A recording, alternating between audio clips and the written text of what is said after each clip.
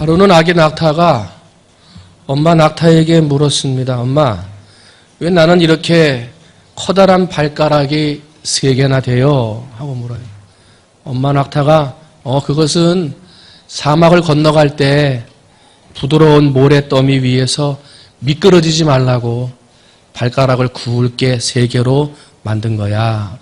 아, 그래요? 엄마, 그러면 내 눈썹은 왜 이렇게 길어요? 그것은 사막을 건너가는 동안에 모래바람이 부는데 그 모래가 눈 속에 들어가는 걸 막기 위한 거지. 아, 그래요? 엄마, 우리 등에는 왜 이렇게 큰 혹이 있어요? 아, 그것은 사막을 지나가다가 몇 날 며칠 물이 없을 때 그때 내가 죽지 않기 위해 물을 저장해 놓기 위한 거야. 아, 그렇구나. 엄마, 너무 멋있어요. 모래에 미끄러지지 않는 발도 있고 모래바람이 들어와도 이 모래바람을 막아주는 긴 눈썹이 있고 몇 날 며칠 물이 없어도 살 수 있는 저장 탱크를 가지고 있으니 참 감사해요. 근데 엄마, 아들이 궁금하게 하면서 엄마한테 이야기를 해요. 근데 엄마, 우리는 왜 동물원에서 살아요? 엄마, 우리는 왜 동물원에 있어요? 모래가 미끄러지지 않는 발이 있고 모래가 눈에 들어오지 못하도록 막아주는 눈썹이 있고 모래사장에서 며칠을 가도 물이 없어도 살 수 있는 저장 탱크를 그 속에 가지고 있는데 살기는 어디서 살아요? 동물원에 있는 거예요. 동물원에. 발이 뭔 소용이 있고 긴 눈썹이 무슨 소용이 있고 등에다가 저장 탱크 물을 갖고 다닌들 무슨 소용이 있어요? 사막에 가지 않고 동물원에 있는데. 하나님이 오늘 우리에게 주신 재주들이 많습니다. 하나님이 주신 모든 재능과 재주는 귀하고 값진 것들이에요. 하나님이 내게 주신 몸, 믿음과 구원, 우리의 인물, 내게 있는 재능, 재주, 은사, 다른 사람에게 없는 소질, 다른 사람보다 주신 물질과 재물, 이 모든 것들을 보면 모두가 다 귀하고 값진 거예요. 신명기 8장을 보니까 내 하나님 여호와를 기억하라.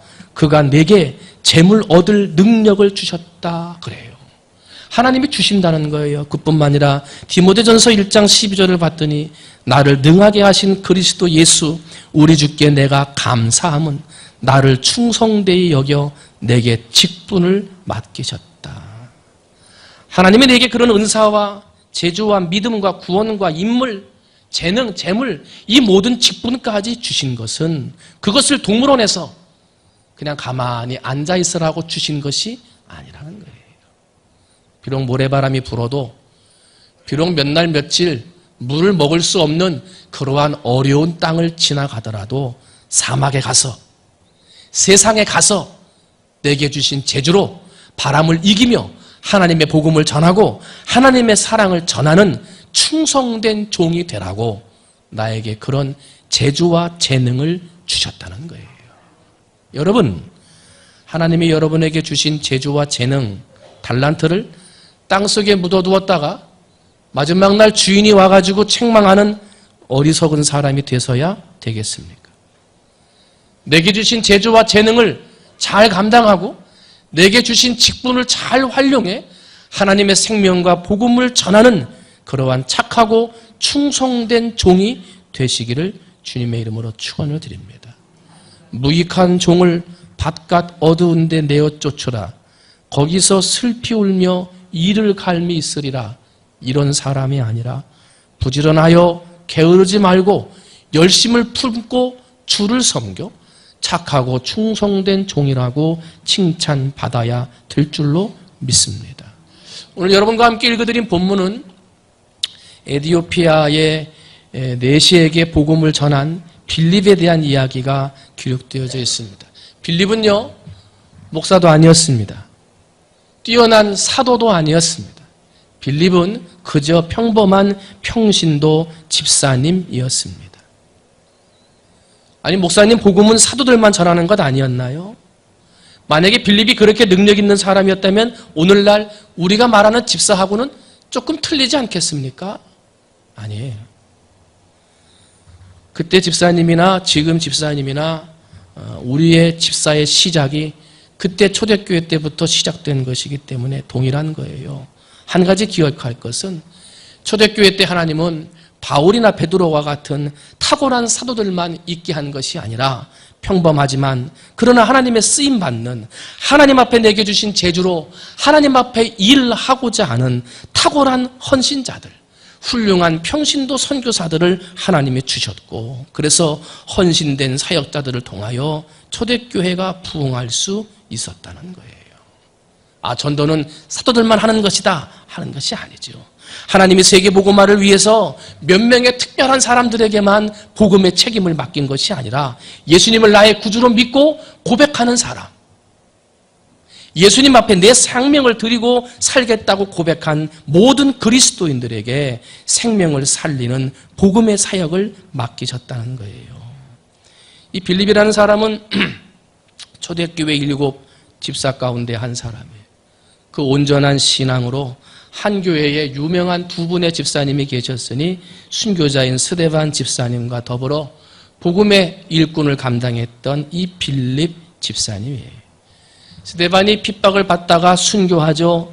순교한 다음에 더욱 핍박이 심해지니까 사도들은 교회에 남고 나머지 사람들은 다 지방으로 흩어지게 됐는데, 이때 빌립 집사는 사마리아 성으로 내려가 복음을 전하는, 그래서 사마리아 성에 복음을 전한 최초의 평신도 선교사가 되었습니다. 삼손이 수수께끼를 냈는데 먹는 자에게서 먹는 것이 나오고 강한 자에게서 단 것이 나온다. 사사기 14장에 나와요. 그게 그대로 이루어지는데, 교회를 진멸해버리면, 교회를 다 없애버리려면 이들을 흩어버리면 된다 하고 박해를 했어요. 그런데 오히려 흩어져서 더 많은 교회가 생겼어요. 예수님께서 뭐라 그랬냐면 나는 세상에 불을 주러 왔노라 그랬어요. 그래서 막 불같이 복음의 씨앗들이 퍼져 옮겨가니까 야, 저 불을 만지는 사람들을 다 흩어버리자. 흩어버리면 그 복음의 불꽃이 꺼지리라 생각을 하고 박해하고 핍박을 해서 불을 다루는 사람들을 다 흩어버렸는데, 그것이 불을 끌 수 있으리라고 생각을 했는데 불이 꺼진 것이 아니라 더 번지는, 더욱 강력하게 타오르는 성령의 역사가 일어나게 됐다는 거예요. 성령의 역사는 사람이 막을 수 없는 거예요. 성령의 역사는. 이런 성령의 충만함을 받은 이 빌립 집사님은 가사로 내려가서 에디오피아 여왕 간다게의 국고를 맡고 있는 내시에게 복음을 전했고, 그래서 아프리카 선교의 문을 연 인물이 되었습니다. 그리고 후에 가이사라에서 25년 동안 복음을 전하다가 소아시아 서부에 있는 이 트랄레스라고 하는 교구의 감독으로 옮겨가 그곳에서 남은 여생을 살다가 순교한 것으로 전해지고 있습니다. 사랑하는 성도 여러분, 하나님이 내게 주신 재주와 재능, 내게 주신 직분을 가지고 하나님의 말씀을 전하고 복음을 전하며 꺼지지 않는 생명의 불을 전하고 전파하는 하나님의 전도의 도구로 쓰임받는 모든 성도님들이 되시기를 주님의 이름으로 축원을 드립니다. 특별히 11월 20일 날 총동원주의를 통해서 전도를 작정하고 함께 전도하자고 하고 있는데, 오늘 이 자리에 앉아있는 우리 모든 성도님들이 내게 주신 재주, 재능, 하나님이 주신 능력을 그냥 동물원에 갇혀있듯이 숨겨두는 사람이 되지 말고, 비록 사막에 모래바람이 불어도 힘들고 어려운 길이 될 것으로 알지만 하나님의 복음을 들고 나가 전도의 도구로 쓰임받는 모든 성도님들이 되시기를 주님의 이름으로 축원을 드립니다. 그러면은요, 오늘 빌립 집사가 복음을 전했던 그 내용들을 통해서 우리가 전도하는 원리를 발견하게 됩니다. 빌립 집사님이 어떻게 전도자가 됐는지 그 모습을 통해서 오늘 우리도 전도자가 될 수 있는 방법들을 가르쳐주고 있다는 거예요. 그럼 뭡니까? 첫 번째는요, 성령의 음성에 순종하라 하는 것입니다. 한번 따라합니다. 성령의 음성에 순종하라. 여러분, 왜 성령의 음성에 순종해야 됩니까? 전도를 하게 하시는 분도 성령님이시고, 사람을 만나게 하시는 분도 성령님이시고, 열매를 맺게 하시는 분도 성령님이세요. 사람의 힘과 능력으로 전도할 수가 없습니다. 때문에 우리는 전적으로 성령님의 음성에 귀를 기울여야 돼요. 오늘 26절 말씀 봤더니 주의 사자가 빌립에게 말하여 이르되, 그래요. 여기서 말하는 주의 사자는 성령을 가리켜요. 그 다음 절 29절을 보니까 성령이 빌립더러 이르시되 이렇게 말을 해요. 그러니까 앞에 나오는 주의 사자하고 뒤에 나오는 성령이 똑같은 성령을 말하는 거예요. 그 표현만 다른 것이지. 그래서 빌립에게 전도할 때 말씀을 봤더니 성령이 지시하시더라는 거예요. 성령이. 여러분, 내 마음속에 성령님이 말씀하세요. 오늘은 좀 누구한테 가야 되지 않겠니? 야, 저 사람 만났는데 전도해야 되지 않을까? 전도하라고 그러는데 그 사람 이름이 생각나네. 성령의 음성이에요. 오늘 좀 시간이 있는데 저 사람을 위해서 기도해야 되겠구나. 성령의 시간이에요. 여러분, 성령님이 여러분의 마음속에서 전도하게 하고 기도하게 하고 나가서 말씀 전하는 음성을 주실 때 그 음성에 귀 기울이시기를 주님의 이름으로 축원을 드립니다. 두 번째로요, 성령의 말씀에 음성에 귀 기울였더니 하나님께서, 성령께서 빌립에게 전도할 장소까지 지시하십니다. 한번 따라합니다. 성령은 지역까지 가르쳐 주신다. 26절 말씀 봤더니 주의 사자가 빌립에게 말하여 이르되 일어나서 남쪽으로 향하여 예루살렘에서 가사로 내려가는 길까지 가라 하니 그 길은 광야라. 빌립이 성령의 음성을 듣자마자 순종해서 바로 남쪽으로 내려갑니다. 예루살렘을 통해서 가사로 내려가는 길까지 가봤더니 그 길은 광야의 길이었습니다. 여러분, 성령님이 마음의 음성을 줘가지고 그 음성에서 순종해서 갔더니 사람이 잘 다니지 않는 광야길이라는 거예요. 아니, 성령의 음성에서 갔으면, 음성에 순종해서 갔으면 사람들이 많이 모이는 시장 어귀를 좀 가게 하시든지, 아니면 사람들이 많이 모여있는 마을의 광장에 좀 가게 해서 그곳에서 사람들에게 복음을 전하게 하시면 얼마나 좋아요? 그런데 성령의 음성에 귀 기울이고 그 음성에 순종해서 나아갔더니 사람이 잘 다니지 않는 광야길에 도착하더라는 거예요. 그러나 어느 곳으로 가라 하더라도 전도하는 사람은 내 생각을 내려놔야 돼. 성령님의 음성에 순종해서 가기만 하면 되는 거예요. 어떻게 됐어요? 광야에서 사람을 만날 수 있으리라, 광야에서 복음을 전할 수 있으리라 생각했겠습니까? 그런데 그 순간 놀랍게도 성령께서는 빌립에게 전도할 수 있는 사람을 만나게 하셨다는 거예요. 우리가 성령의 음성에 온전히 순종해서 나가기만 하면 그 자리에 전도하기 어렵고 할 수 없는 장소와 사람 같지만은 우리의 생각을 초월하시는 성령님은 그곳에서 전도할 사람을 만나게 하신다는 거예요. 가사로 내려가는 길까지 갔더니 그 길은 광야라. 여러분, 하나님의 음성에 귀 기울이시고 그 다음에 그 음성에 순종해서 광야길과 같은 길을 만나더라도 순종함으로 그 자리로 나아가시기를 주님의 이름으로 축원을 드립니다. 성령의 음성에 귀를 기울였더니 가라. 네, 그래서 갔어요. 그 다음에 가서 사람을 만난 다음에 성령님께서는 전도자의 입을 열어 복음을 전하게 하십니다. 귀를 기울이게 하시고 말씀에 순종해서 가야 할 장소까지 가르쳐 주시고 그곳에서 사람을 만나게 하시더니 결국은 복음을 전하게 하시는 거예요. 여러분, 이 에티오피아 내시는요, 아프리카 지역이잖아요. 먼 땅에서 온 사람이에요.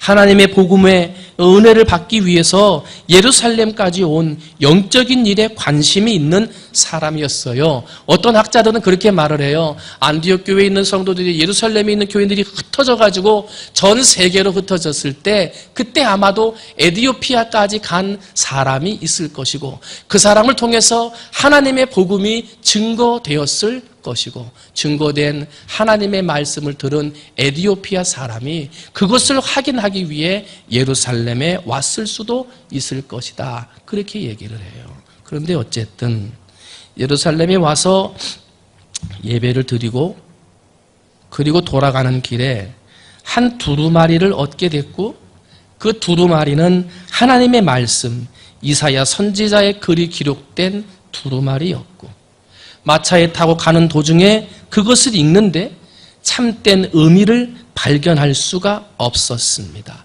그런데 그때 성령의 음성에 순종해서 광야길까지 내달렸던 빌립을 만나게 된 것입니다. 이 수레로 가까이 나아가라, 성령께서 말씀하셨고 그 말씀에 순종해서 가서 봤더니 이사야서를 읽고 있었고, 그때 빌립이 묻습니다. 읽는 것을 깨닫느냐? 물을 뜨기 위해 우물에 나온 사마리아 수가성 여인에게 예수님이 물 좀 달라 말씀하시며 그 여인의 마음의 문을 열어 예수를 전할 수 있는 접촉점을 만든 것처럼, 이 빌립은 에디오피아 내시에게 읽는 것을 깨닫느냐 물으며 그의 궁금한 것을 물어 그것으로 전도하는 방법을 시작하게 됐던 거예요. 내시가 대답하죠. 지도해주는 사람이 없는데 어찌 깨달을 수 있겠느냐. 그리고 빌립을 그 마차에 올라타도록 청했고, 마침 내시가 읽던 글은 이사야 53장 7절에 기록된 예수님의 순환에 대한 글이었다는 거죠. 그가 도살자에게로 가는 양과 같이 끌려갔고 털 깎는 자 앞에 있는 어린 양이 조용함과 같이 그의 입을 열지 아니하였도다. 내시가 궁금해서 물어요. 이 말한 것이 누구를 가리킴이냐? 이제 기회가 온 거죠. 스스로의 입으로 이가 누구냐 물었으니 그 기회를 놓치지 않고 예수 그리스도를 전한 거예요. 이 글에 기록된 고난당하는 사람이 바로 예수 그리스도고, 그 예수님이 당신과 우리의 죄를 위해 십자가에 고난당하셨는데 털 깎는 자 앞에 있는 어린 양과 같이 조용하게 고난을 받으셨노라 하고 예수의 복음을 증거한 거예요. 전도의 현장에서 사람을 만나게 하시는 것도 성령님이 하시고, 빨리 그 수레로 뛰어가라 말씀하시는 것도 성령님이 하시며, 접촉점을 찾게 하는 것도 성령님이고, 입을 열어 전하게 하는 것도 성령님이십니다. 때문에 우리는 준비만 하면 성령님이 사용하시는 거예요.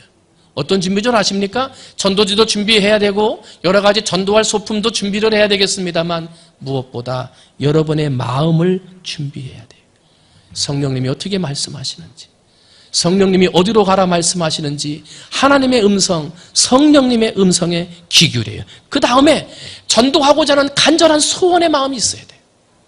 전도해야 되는데, 어디 가서 전도해야 되는데 지금 말을 하는 게 좋을지, 내일 말하는 게 좋을지, 아니면 일주일에 말하는 게 좋을지, 예수를 빨리 전하기는 전해야 되는데 언제 전해야 그것이 가장 큰 효과가 있을까 하는 간절한 소원. 한번 따라합니다. 성령님은 내 마음에서 역사하신다.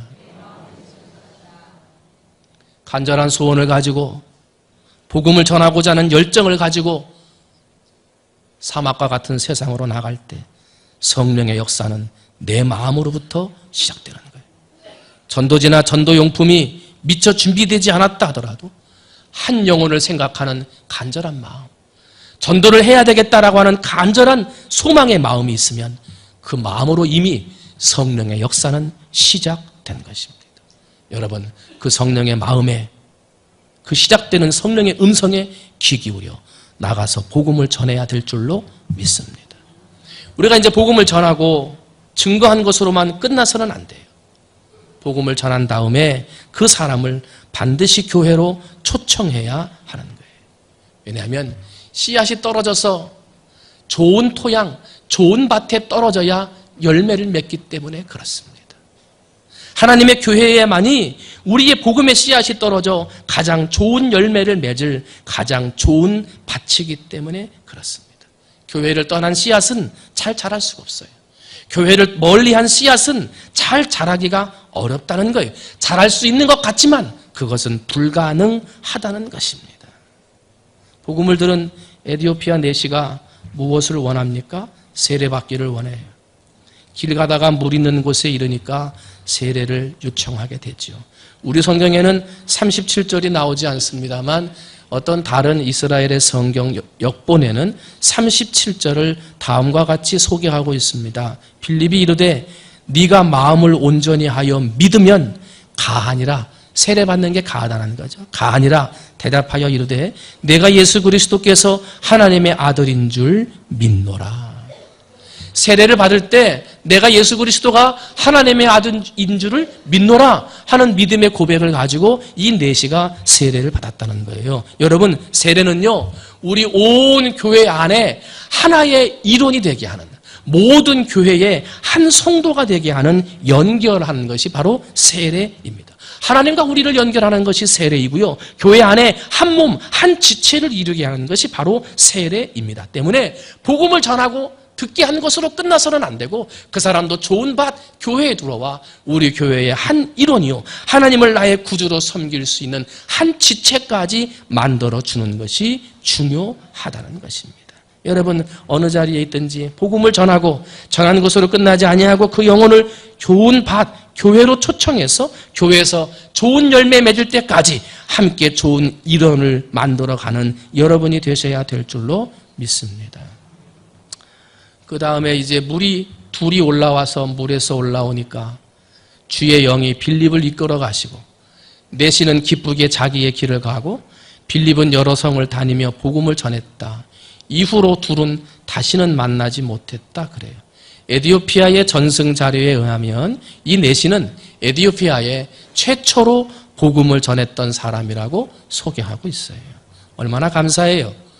내가 전도했던 사람이 아프리카 땅에 최초로 복음을 전한 선교사가 됐다는 거예요. 여러분, 여러분이 전하는 복음의 씨앗은 아주 작을 수 있습니다. 내가 전도하는 한 사람은 하나의 씨앗밖에 되지 않을 것 같습니다. 그러나 그 씨앗이 좋은 밭에 심기어진 이후에 어떠한 나무, 어떠한 열매가 될지는 아무도 모르는 것입니다. 내시 한 명에게 복음을 전했던 것이 아프리카 땅에 최초로 전한 복음의 사역이 될 수 있었던 것처럼 오늘 여러분이 전하는 생명의 말씀이 하나의 작은 씨앗이 한 생명을 살리게 될 때 그 씨앗을 통하여 후대에 맺혀지는 열매는 우리는 상상할 수 없는 것입니다. 여러분, 복음의 씨앗을 씻는 전도의 일꾼으로 쓰임받으시기를 주님의 이름으로 축원을 드립니다. 만군의 여호와께서 말씀하시되 이는 힘으로 되지 아니하고 능력으로 되지 아니하고 오직 나의 영으로 되느니라. 오직 성령으로 되는 거예요. 구세군의 창설자인 윌리엄 부스가 말년의 임종을 앞두고 병상에 누워있는데 사람들이 서류봉투를 가지고 왔습니다. 재산을 정리해야 할 것도 있고 또 구세군에 대한 서류들을 정리할 것들도 있으니 앞으로 이것들을 누구에게, 재산은 누구에게 주고 또한 교회의 것들은 누구에게 맡기는 것이 좋은지 거기에다가 마지막 사인을 해달라고 했어요. 윌리엄 부스가 힘들게 손을 들어 각 서류마다 사인을 하고 그 서류 봉투를 친히 또 이렇게 다 풀로 발라가지고 자기가 죽은 다음에 펴보라고 그랬어요. 세상을 떠난 다음에 사람들이 그 서류를 열어보고 깜짝 놀랐습니다. 왜냐하면 윌리엄 부스라고 써야 할 마지막 사인란에 윌리엄 부스라고 하는 자기의 이름은 하나도 쓰여 있지 않았습니다. 대신에 그 모든 서류에는 이렇게 쓰여져 있었습니다. 예수님이 주인이시다. 아버지 재산 이거 누구한테 어떻게 줄 거예요? 예수님이 주인이시다. 지금 세워놓은 구세군, 이제 후대를 키우기 위해 이 생정은 누구한테 맡기고 이것은 누구한테 맡기실 거예요? 사람들이 자기의 것을 주장하고자 할 때 윌리엄 부스는 예수님이 주인이시다. 그는 마지막까지 그 삶의 모든 것이, 그 인생의 모든 것이 내 것이 아니요 주님의 것이라고 선포하고 싶었던 것입니다. 사랑하는 성도 여러분, 여러분이 만약에 인생의 마지막 흔적을 남긴다면, 내 인생의 마지막 사인을 해야 한다면 여러분은 어느 곳에 어떻게 흔적을 남기시겠습니까? 하나님이 내게 주신 재주와 재능, 은사와 특별한 능력과 조건들이 있음에도 불구하고 혹시라도 입을 다물고 침묵하고 동물원에 갇혀있는 낙타와 같이 그것을 숨겨둔 채 살고 있다면 그 인생은 참 안타까운 인생이 될 것입니다. 전도하라 부르시는 성령의 음성에 귀 기울이시기를 바랍니다. 저 장소에 가서 복음을 전하라 말씀하시는 성령의 음성에 귀 기울이시기를 바랍니다. 복음을 전하라 말씀하시는 성령의 음성에 귀 기울이시기를 바랍니다. 성령님이 여러분의 입에 말할 능력과 재주를 허락해 주실 줄 믿습니다. 저희는 오늘 영상을 하나 보려고 합니다. 조그마한 부흥의 불씨에 대한 이야기입니다. 오늘 설교를 아프리카 에티오피아 내시에게 복음을 전한 빌립의 이야기를 살펴보았는데, 오늘 영상은 그 똑같은 땅 아프리카 나이지리아에서 일어나고 있는 성령의 현장의 모습입니다. 노래와 춤이 흥겹던 이 땅에 어느 날부터 그 춤이 멈추었습니다. 1893년 백인 선교사 3명이 나이지리아 땅에 갔고, 그러나 얼마 지나지 않아 2명은 이 풍토병은 말라리아에 걸려서 죽임을 당하고, 한 분 남은 선교사에 의해 복음의 씨앗이 뿌려졌습니다. 그 넓은 땅에 한 사람의 선교사가 복음의 씨앗을 뿌렸는데, 놀랍게도 부흥의 역사가 나타났어요. 눈에 보이지 아니하는 그 씨앗이 나이지리아 땅에 복음의 열정을 불러일으킨 거예요. 그랬더니 그만 고난과 핍박의 후폭풍이 거세게 몰아치기 시작했어요. 집이 타고 학교가 불타고 교회가 불타고 예수 믿는 사람들을 죽이고 불태워 죽이는 박해가 시작된 거예요. 버려진 땅, 망한 것만 같은 땅이었어요. 그러나 그 땅에서도 계속해서 선교사님들은 복음을 전파했고, 그 복음을 전파한 복음의 씨앗이 나이지리아의 성령의 역사를 일으키게 됐는데, 나이지리아 남부 지역으로부터 시작된 부흥의 불기둥이 나이지리아를 밝히는 그런 영혼의 길잡이가 되어가고 있습니다. 나이지리아 남부의 도시인 아큐레라고 하는 도시에서는 그날 집회를 통하여 한날에 185만 9천 명이 예수를 믿겠다고 결심했고, 남서부의 주요 도시인 아도 에키티라고 하는 도시에서는 집회를 통하여 163만 4,431명이 예수를 믿겠다고 결심했으며, 나이지리아에서 두 번째 큰 도시인 이바단이라고 하는 도시에서는 265만 190명이 예수를 믿겠다고 결심했습니다. 그리고 칼람바라고 하는 도시에서는 101만 5,317명이 예수를 믿겠다고 결심하는 부흥의 역사가 일어나고 있습니다. 한 선교사님의 복음의 씨앗이 나이지리아 땅을 변화시키고 있는 것입니다.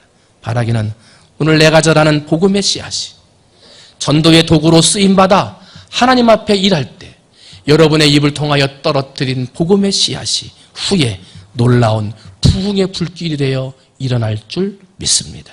여러분의 전도의 능력이 우리 충무중앙교회를 부흥하게 하고 이 통영 땅에 성령의 부흥을 일으키는 불씨들이 될 줄로 믿습니다. 그런 불씨를 전하는 전도의 도구로 쓰임받는 우리 모든 성도님들이 되시기를 주님의 이름으로 축원을 드립니다. 영상 보고 제가 기도하겠습니다.